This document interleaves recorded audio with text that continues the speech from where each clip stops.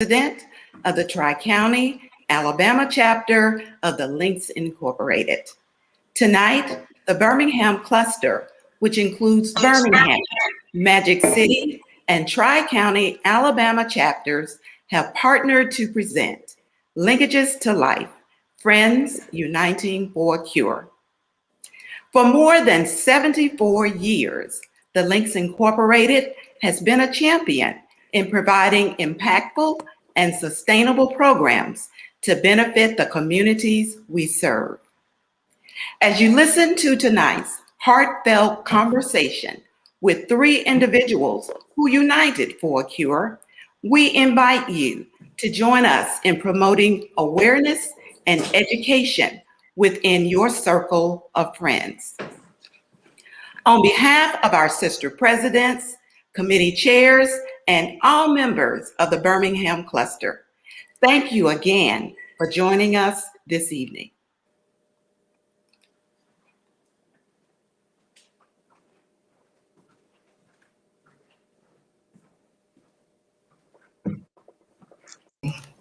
I'm Monique Gardner Witherspoon, and I proudly serve as the president of the Birmingham chapter of the Links Incorporated. Together with the Magic City and Tri-County chapters of the Links Incorporated, our goal this evening is to increase awareness about organ donation and the need for donors. The Linkages to Life signature program began in 1997 as a Southern area initiative for our organization. The program was successfully implemented with the collaboration of the National Medical Association and the Southeastern Red Cross. 3 years after its inception, Linkages to Life was endorsed as a signature program by the National Assembly and has grown terrifically over the years.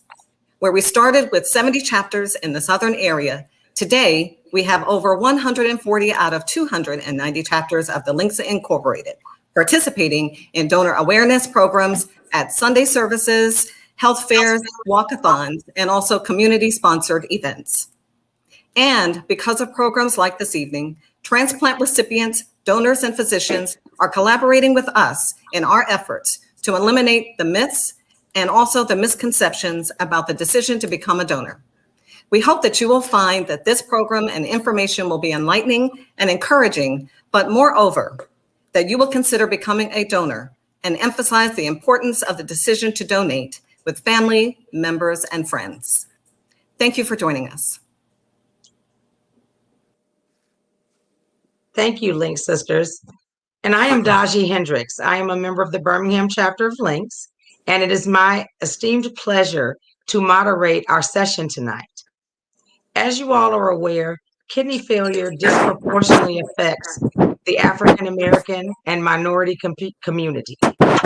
We desperately work diligently at UAB and all across the country to be able to dispel the myths within our community about organ donation, as well as try to incentivize you all to consider donating your kidney to someone else.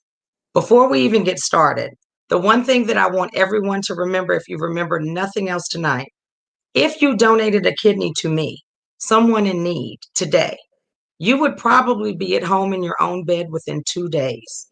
People have a conception that kidney donation and donation in general is something that you can't live past, or you would have to change your life because of doing it.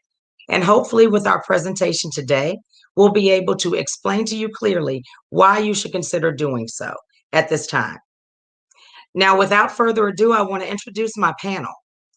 First, we have Gary Burley, who is the CEO of ProStart Academy, but also just an all-around good guy. Those of you that live in Birmingham probably know both my recipient and my donor very well. But Gary has been around this community and serving in the community all of these years and was in a position of need. And he's going to share his story with you, as well as Dr. Geraldine A.G., our Link sister in love, who is the provost and the vice president of academic affairs for Miles College. She's going to share her experience in donating her kidney.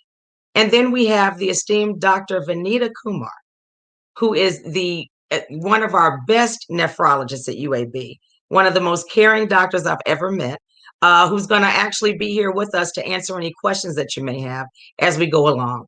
So without further ado, Mr. Burley, if you would, could you start by telling us what led you to kidney failure, how long you were on dialysis, and what that process looked like? Wow, you guys are bringing up some old memories, but they are good.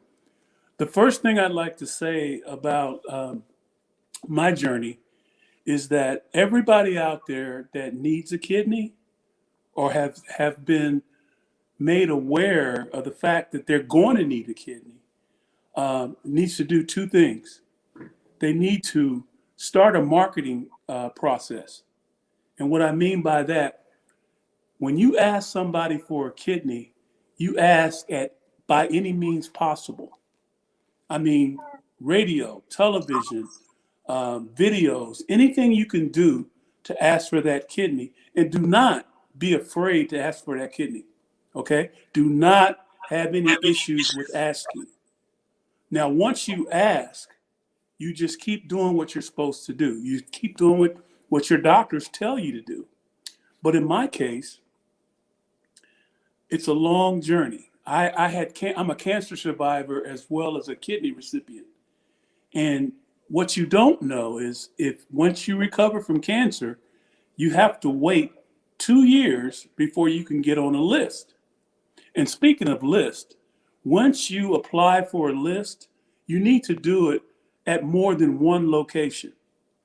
I was on Tennessee, Atlanta, and Birmingham. And the history that I've had with UAB was automatic because they saved my life a couple of times. So, to start my journey, as I mentioned, I was a cancer survivor. And what happened was I had, chemotherapy for a year. My cancer didn't get any better and it didn't get any worse. So the next step was to have a bone marrow transplant.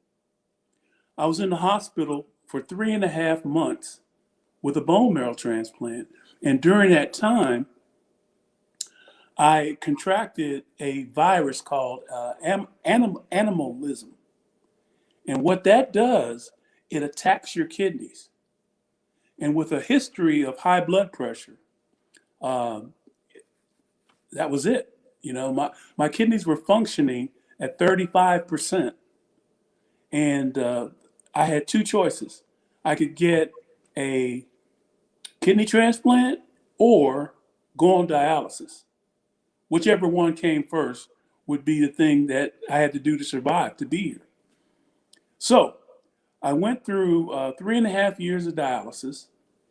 And one night, I invited my transplant coordinator to dinner to show her my appreciation for everything that she's done for me, walked me through this process, and got me to the point where I was comfortable with what I was going through. And I knew that I needed to pursue the marketing plan.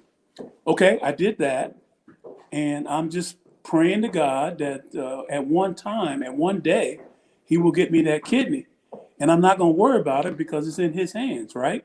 So anyway, I invited this lovely woman to dinner. And my wife was there. And she just walked in the door. Hello, honey. Hello. She just walked in the door. And we went to dinner that night. And while at dinner, the strangest thing happened. I see all my friends in the restaurant, in the same restaurant at the same time. And I'm not thinking about anything but getting up in the morning at 4 a.m. to do dialysis. Well, my mind is kind of thinking about dialysis and everybody's having a good time. So Geraldine, my earth angel, I might add, hands me this piece of paper that has on it, I am so positive that I am a perfect match. And I didn't pay any attention to it because I'm thinking about dialysis in the next day at 4 a.m. in the morning. So I'm sitting there and I go, oh, that's nice. And then I put it down. And then Dodgy leans over to me. She says, Gary. I said, yeah. She said, what are you doing on Friday? I said, Dodgy, you know what I'm doing on Friday. I'm going to dialysis and I'm going home and go to sleep like I do every 3 days. And she said, well, instead of going to dialysis, why don't you come by UAB on Wednesday and check into the hospital and get a kidney transplant? And all of a sudden it hit me. It hit me 3.5 years of watching my blood go in and out of my body and knowing that this is the only thing that's keeping me alive. And this lady has just told me she's going to save my life. She's going to give me a kidney. So as you can imagine, I couldn't speak. I started crying like a little baby. And the people in the restaurant, the other people, not my friends, were coming up to me, patting me on the back saying, what's wrong? What's wrong? I'm going like, this lady gave me a kidney. And we started celebrating, and I finally got it. My life was saved. I have 11 grandchildren that I can spend time with now because of the generosity of this woman. And this woman is Geraldine Agee. She was already my sister, but I had no idea that she was going to be my donor.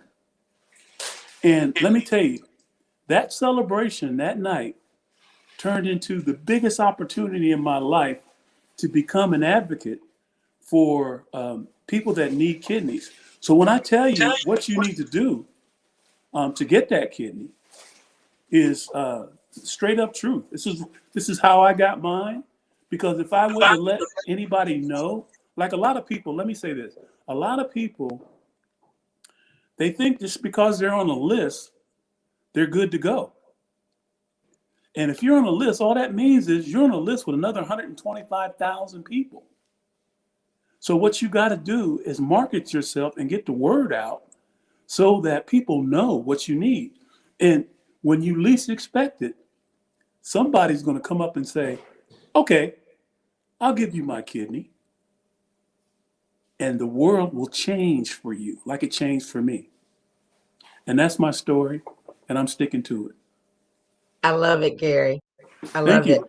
Now, on the flip side, what Gary didn't share with you is, he's an ex-NFL player. Gary knows people all over the country and all over the world. And when he was in a position of need, there were at least 40 to 50 people that were willing to try to donate to Gary. 55. And out of all 55, out of all of those people, Geraldine Agee, who lived right here and had just left his house a couple of weeks before, was the match that matched Gary Burley. So, Dr. Agee, would you please share with us what made you decide to donate? What led you to even consider it? And what the process was like for you? Okay, thank you. And I love hearing Gary's story of his account. I often go back and wish I'd done something like a big cake or a big surprise or some balloons or had the media following me.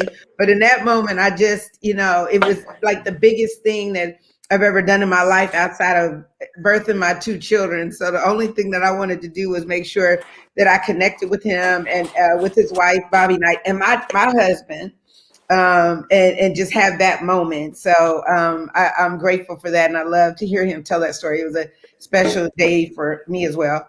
So how the process started for me was that I believe, and I have to go back and research this, and I can't get it quite right. Maybe it doesn't even matter. But I saw something that either Bobby or Gary posted. Now, I knew them as a couple. I held them in high esteem, but Bobby, Gary, and I were not like is it called benevolent giving? What's it called when I'm not related to him? What's it called, Dr. Kumar? It's called You mean altruistic? Altruistic. Okay. So not related or anything like that. But I saw something and it's so crazy. I don't know what it is. I saw something somewhere and I was like, they're talking to me. That's the bottom line of the story. They're talking to me. I knew I was a donor. I told a friend of mine, I thought I was a donor. I thought that they were talking to me. So I went through the process to see if I would be a match for Gary. I didn't have, any preconceived notions one way or the other. But one thing that was true about me was since I was 16 and got my first driver's license, always had a little heart on my license because I always knew that I'd be a donor. I just never thought I'd be alive to do it. So I always thought if I was in that position, that would be a donor. And I didn't recognize I'd be a living donor. So when I saw that message, it resonated with me. I called a number, Daji, or did I click a link? Oh my goodness. It's crazy. I think you logged in. I logged in. Internet. Logged in. Okay, so Daji's going to tell us how to do that because now it's crazy because is it 2 years ago? And It feels like 22 years ago because I'm forgetting details about something super important. But there's a link and I clicked on that and I put my information in. And when I put my information in, I think I got a call from somebody. It was like a screening call. And I was like, I felt really bad because I said, well, I'm not a match because the person that did the screening call had asked me all these questions about my health, my mom's health, and my mother at the time, God rest her soul, was in the final stages of her life. And so, I just had all these ideas about, what this call meant. So, I didn't think that I had it. And so she called me again. And I said, wow, I'm surprised that you're calling me again. Cause I thought I called it failed the test. Cause everything that I did, I call it passing a test. So I was like, I thought I failed this test.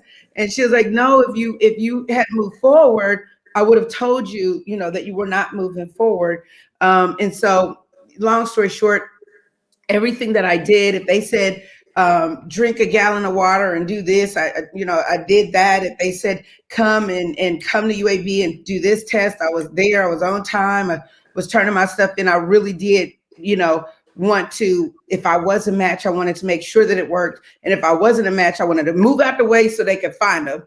I posted everything that Gary put on Facebook, even after I knew that I was a match. So when I got the call, how did I know it was a match? See what I'm saying, Daji? I should have wrote it down. I got a call that it was a match.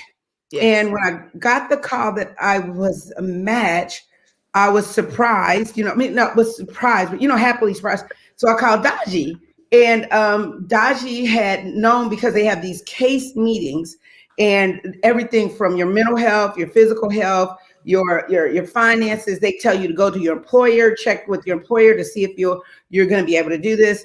And so I called Daji, and she hadn't heard yet that I was, a match. And she was going off of the case meeting where one of the case, like the social worker was the meeting where we actually discussed the cases. Yeah. Yeah. And so the caseworker was concerned about me because I had expressed some concern about something related to a family member who now has a kidney. Thank you, Jesus. And so that was it. There was no questions for me. I wasn't worried about operations. I wasn't worried about things that for me, I was worried about everybody else, And so when I talked to Daji and I told her that I just got the call, and so my next call was Daji, and Daji was like, what did you just say? I was like, and then it really hit me that, that this was going to happen. And so the part of the process from there was UAB is with you every step of the way. I don't know what it's like at other places, but I bet it's, that kind of, quality experience. I never felt left down. I never felt alone. I never had questions that weren't answered. And then I was able to go in, have the surgery, which is a real major surgery. My whole family was there. Our pastor. How long were you in the hospital from surgery until you were able to go home? See, I'm so forgetting on details. So when you said 2 days, it was probably 2 days. It was. It wasn't more than that. It was Martin Luther King weekend. So it was 2 days. It was 2 days. Okay. Yeah, so I'll remind you the rest of it later. Right. But I do want, Geraldine, one thing I want you to emphasize is the fact that, even though you did this selfishly, that you knew and emphatically you were changing someone's life. You said, what did you say? Don't worry about it. That's okay. Let's go to Dr. Kumar. Dr. Kumar, can you talk to our audience about this process, about dealing with the Geraldines and the Gary Burleys day in, day out, and why this discussion is so important in our community? Absolutely. Thank you, Daji, for asking that question. And I'm listening to both Geraldine talk, and Dr. Ag talk, and Mr. Burley talk. And a couple of things I have to start off by saying. One, donors are our heroes. We would not be able to help our patients what we do if it wasn't for our donors, for what you do. So thank you, Ms. Ag, Dr. Ag, and all the other donors that have come until now and transformed lives for so many of our recipients. The reason why we need to have our conversation today is multifold. One part of the story is that African Americans suffer from kidney failure at a significantly higher rate than Caucasians, more than 3 times higher. So while African Americans make up only 13% of the entire US population, they make up 35% of the patients with kidney failure in the US. So very, very common in our community. Now, diabetes is the leading cause of kidney failure in African Americans. And guess what? African Americans are twice as likely to be diagnosed with diabetes as Caucasians. And the risk factors, we would think, the myths about these risk factors are, oh, you don't eat right, you don't live well. But you know what? The strongest risk factors are family history. What do you do with family history? You can't change that. That's part of our genetics. That coupled with access to care, life events, pregnancy associated with diabetes. And then if a African American person develops diabetes, they are twice as likely to develop complications of diabetes like kidney failure or severe complications like heart disease and stroke. And so the need in our community, once our African American patients have kidney failure, is extremely huge. Now, the flip side of this argument is if there are 100,000 people waiting on the transplant list, Mr. Burley said 125,000 transplant people waiting on the transplant list. You know how many transplants happen in the US a year? 20,000. So that 90 to 100,000 people are just waiting. And do you know, half of the patients 5 years into dialysis have died waiting for a transplant. They never make it to transplant. So deeply grateful that we have Mr. Burley as an example for us that actually defied the odds 3.5 years into it, had an angel, he says, his earth angel, Miss Ag, come into his life and do that. But here's what I'd love to share with you. We know through a study, a Mayo Clinic study, that 84% of the US population at some point has considered donating a kidney to a friend or a family member. But even more, about 50% of them have said they would donate to a stranger. 1 in 4 Americans have said they would consider doing a living donation if they knew someone who had kidney disease. So if you look at 200 million Americans between the ages of 18 and 65 years age, and if 1 in 4, 25% are willing to donate, there'd be 50 million potential donors. We only need 100,000. We could take care of this entire thing through living donation. So where are all our living donors? And the biggest thing we've come up with is that perhaps our living donors don't know that they're needed. Let me put it into context. When we talk about breast cancer, 1 in 8 patients have breast cancer. So it's likely if you look around your community, there's going to be somebody who may have had breast cancer. But you know, kidney failure is 1 in 3,000. So you have to be surrounded by 3,000 people in a crowd. Well, these days we can't be in a crowd with COVID, but you have to be surrounded by 3,000 people to know one person with kidney failure. So kidney disease is there, but our donors may just not know it. That is where what Mr. Burley said about marketing, what he's saying is share your story, tell your story, because you don't know who is out there who's motivated, who wants to do this, who wants to give the gift of life, but just doesn't know that there's somebody in their backyard who needs it. So how do you find your donors? It's not from our recipients. All they can do is share their story. Half our patients tell us they're very embarrassed to ask, and 80% of our patients tell us they do not know how to ask. They feel uncomfortable bringing up the topic. So friends, family, relatives, or people who have kidney failure, share that story, just like Miss AG did. She said she posted everything that Mr. Burley said. Yeah, until, even if she knew that, because you never know until the act happens if it's going to happen or not. Now, the other part of the story, that the way you told your story, Miss AG, you made it sound like it was not a big deal at all. Like it just happened. You were going on the path of life and you got compelled to do this and you dropped off a kidney and you went on and you've already forgotten how many days you were in the hospital or how it felt or how much pain you were. I mean, it's incredible. It just tells us how wonderful our donors are and how truly this process, in the moment you are going through a surgery and you will have pain, but the recovery is so quick and you do get back to the life you're meant to live. That's what the process of evaluation for kidney donation is all about.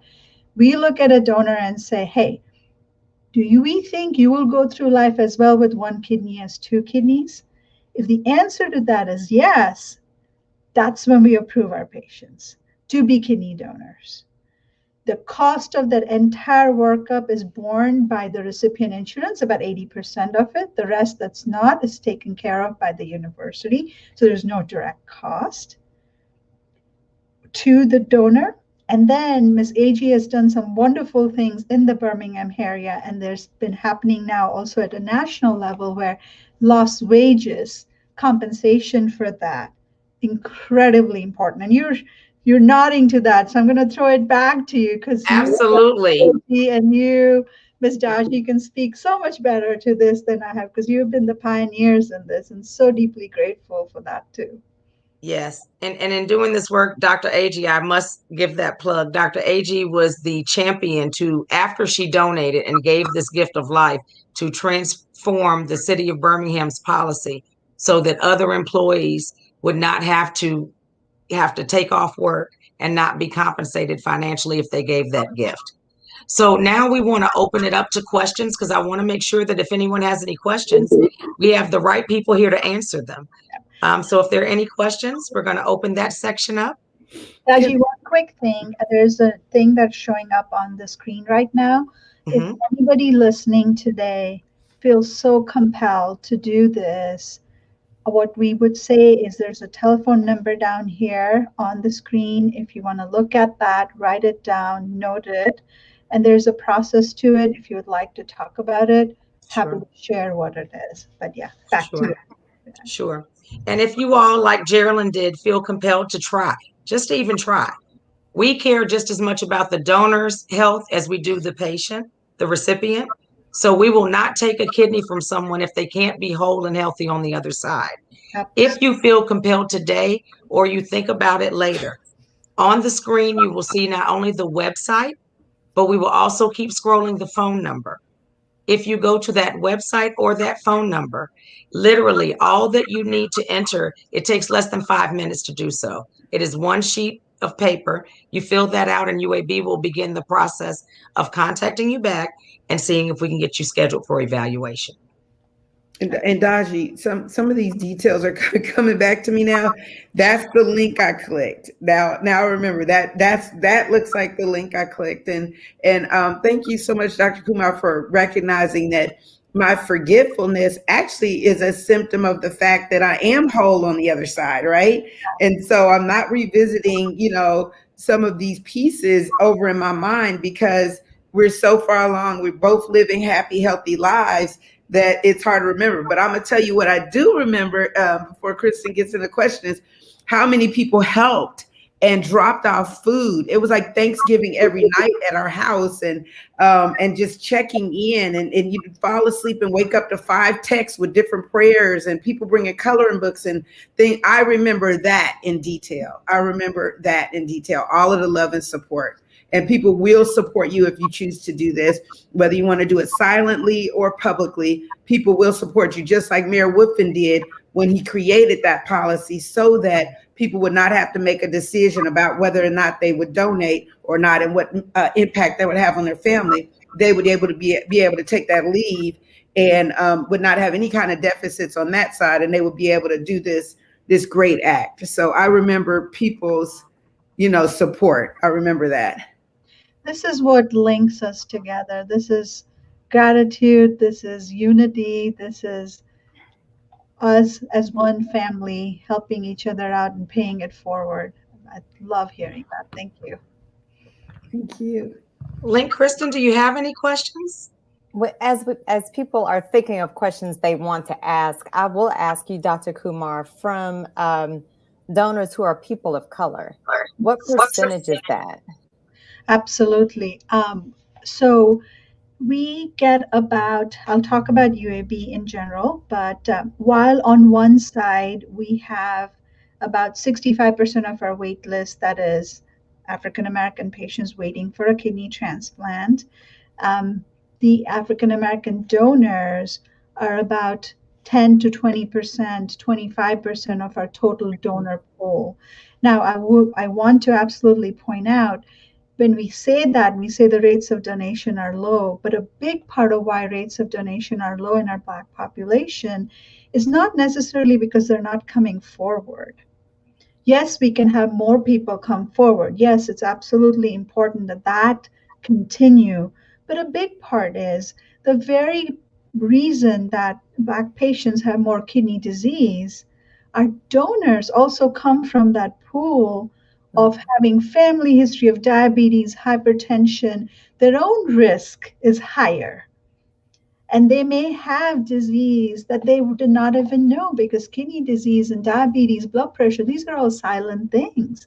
Unless you go get tested, you won't know it.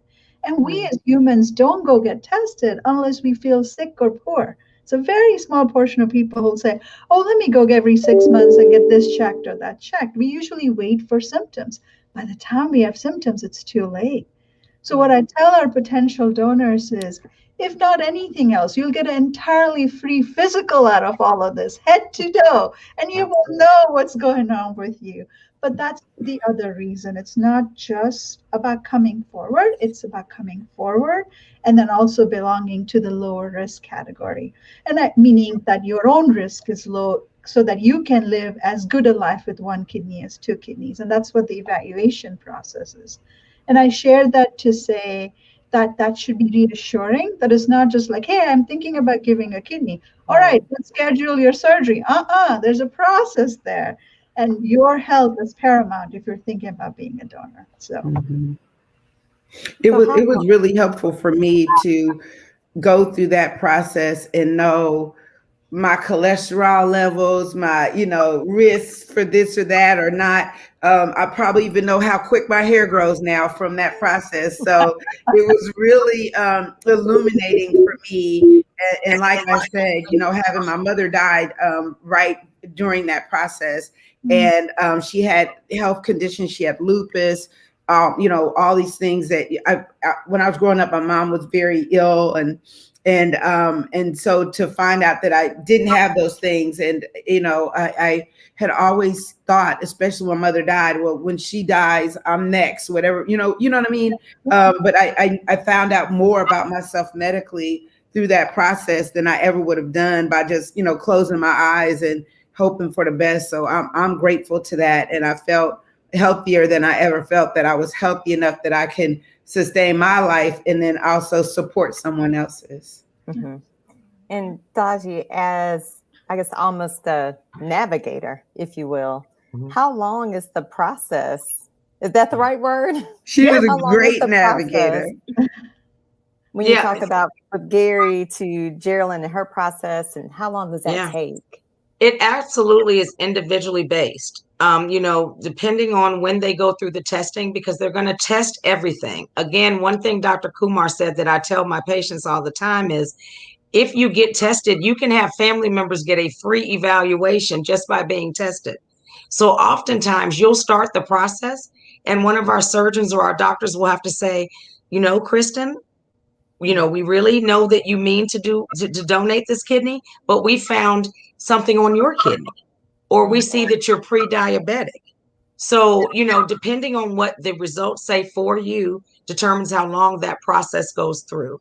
I know Geraldine probably forgot, but she went through a couple of months of process. With her coming into being tested, we may have asked for another blood pressure log or some additional testing, because again, they want to make sure that you're going to be healthy on the other side. Anyone who's willing to donate, just know that we will not take your kidney if we don't know that you're going to live a healthy life on the other side. So that length of process is for us to make sure that you're going to be fine. Right. And Daji, if may I add one more point, Please. that was beautifully said. So the ideal thing would be that the moment you make a phone call, you come in for evaluation, and your entire 1-day evaluation, which is CAT scans, x-rays, EKGs, blood work, urine tests, all of that is done in 1 day. And at the end of the day, all of that looks great and you're good to go. It happens about 20-30% of the time. Most times we find things. And when we find things, we're asking ourselves, is this a showstopper? Or can we overcome this finding? A showstopper is one where, gosh, you can't go through life with one kidney. You need both your kidneys. So if you were diagnosed with diabetes, or if you had high blood pressure, you have protein in your urine, we've got to take care of you. You can't be a donor. You've done your part. You've shown up here and you've done your part. That's a showstopper. But there are findings we can have that make us say we need more information. We've done a tremendous amount of workup, and you work up and you look for 100 things, you're going to find a few abnormalities. Do these abnormalities now translate into ill health, or can we overcome them? Let's get more information. So that's where the time lag can come in. A straightforward thing, maybe a few weeks.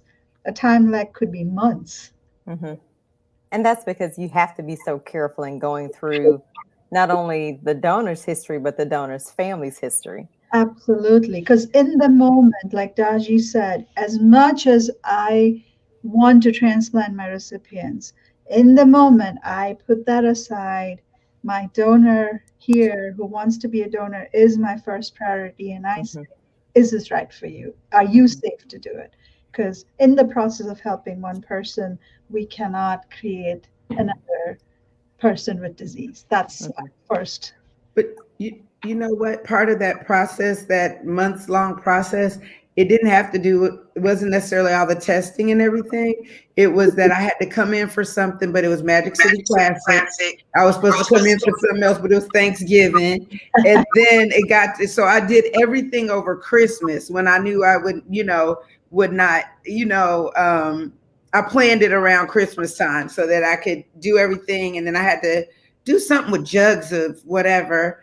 And I did that in California. I was in California and I turned all my stuff in California. So I blocked out the time. So that's what it was. And I think I was working on something else, like a project. We had 1,000 irons in the fire. Right. And so I had to block out that time in my life. So it probably could have been 2 months earlier if it hadn't been for me working around, work, which Personal Magic City Class and I work, but you know what I'm saying.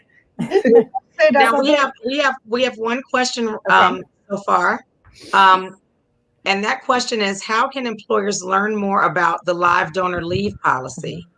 Many may be concerned about the cost. Absolutely. Actually, for your knowledge, we just approved Jefferson County, Miles College, and Birmingham City Schools just approved the live donor policy that mimics UAB and City of Birmingham's policy. That's great.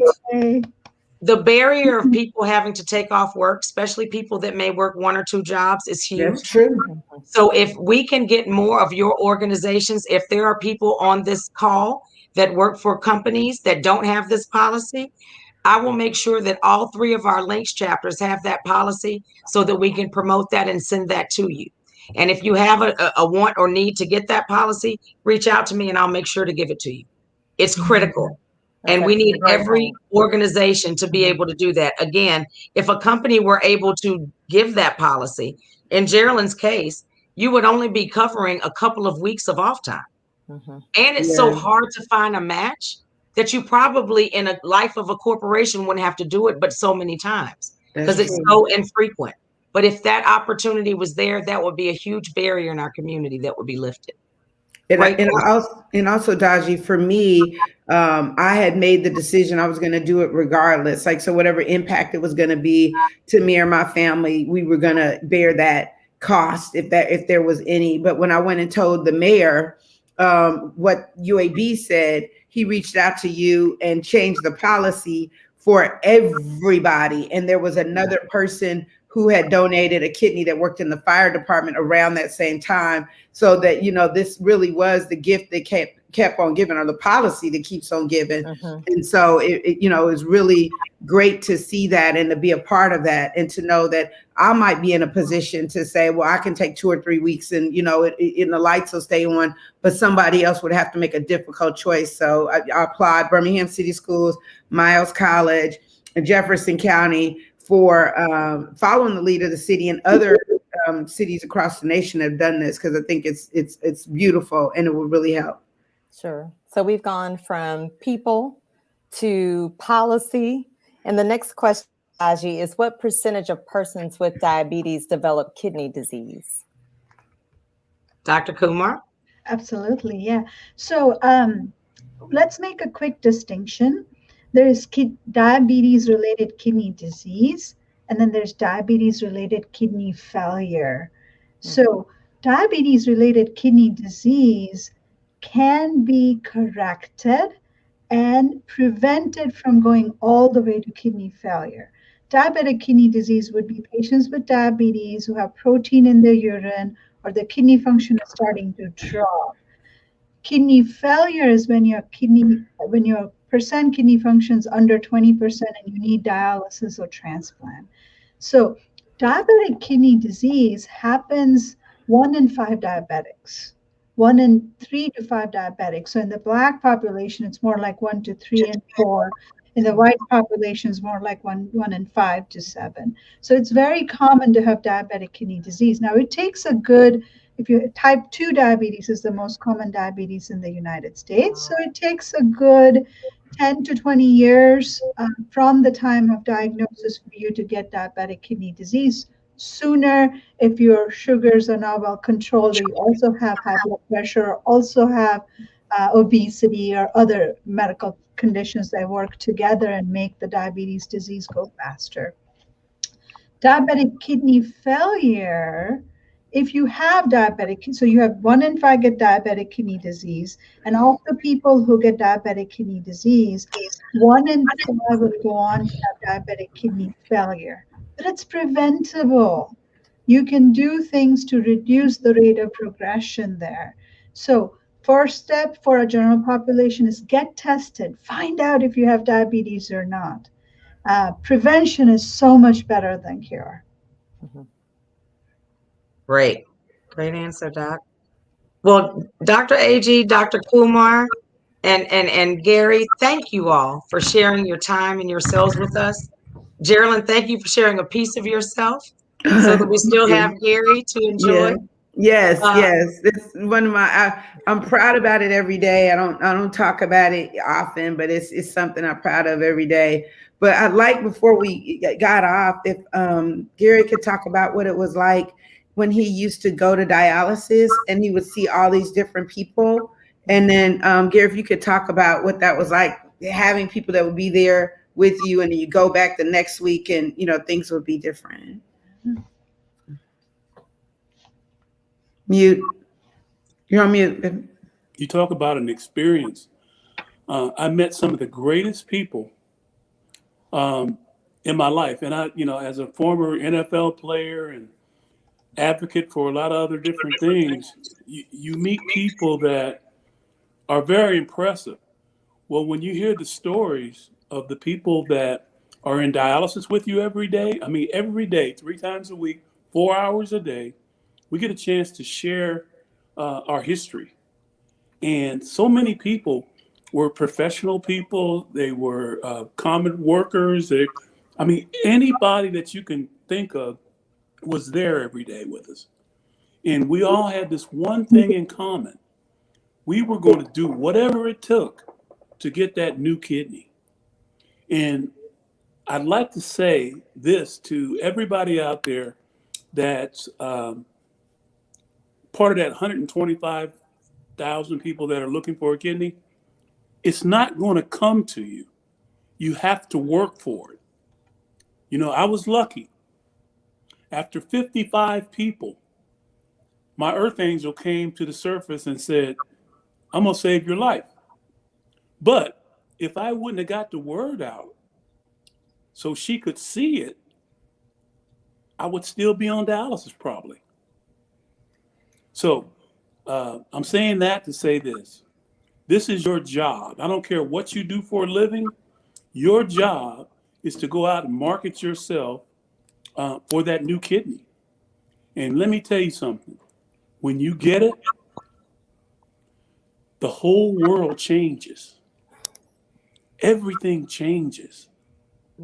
And here's something that might be a little gross for people, but you're going to be able to pee on a regular basis. I'm sorry to say that, but that is one of the things you can look forward to. And people that are on dialysis, they know what I'm talking about. But anyway, make a long story short, market yourself by any means possible.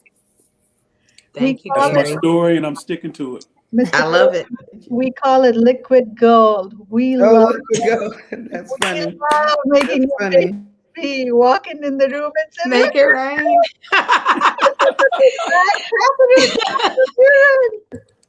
Okay, guys, at this time, I want to turn it over to Link Cecilia so that she can go ahead and close us out. This has been a great conversation. Thank you guys for offering yourselves and your time to our Links groups. All of our chapters are eternally grateful. And so at this time, I'll turn it over to Link Celia to close us out. We can't hear you. Okay, there we go. There you go. I said, thank you, Daji. I am Cecilia Crenshaw, president of the Magic City, Alabama chapter of the Links Incorporated. To our panelists, Doctors A.G. and Kumar, and Mr. Burley, on behalf of the Birmingham, Magic City, and Tri-County, Alabama chapters of the Links Incorporated, thank you for sharing your inspirational testimonies, as well as your insight on kidney donation and the need in our community. To you, our guests, thank you for joining us this evening in our Linkages to Life, Friends Uniting for a Cure. If you would like additional information concerning organ donation, please check the chat area and the crawl space below for additional resources. We appreciate your time and attendance tonight and hope that you enjoy the rest of your evening. Thank you all again, and good night. Good night. Good night. Good night.